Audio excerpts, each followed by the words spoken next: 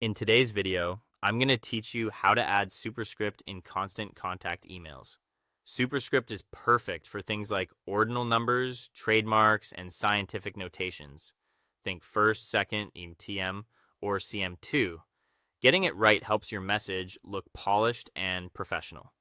Let's walk through the process clearly and calmly so you can apply it in just a minute or two. First, open the Constant Contact email editor for the campaign you're working on.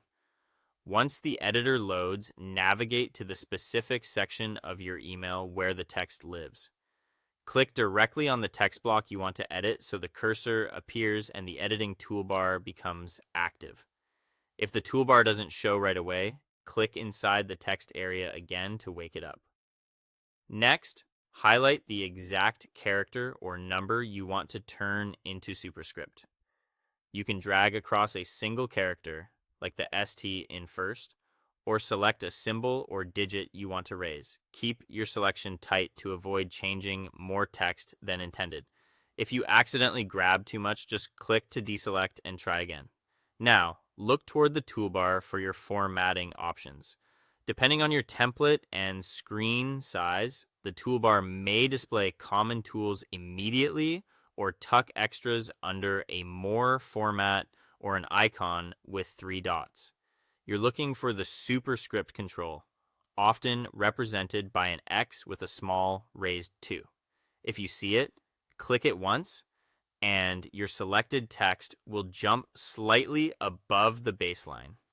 If it looks too subtle, don't worry. It's designed to be small and elevated, not oversized.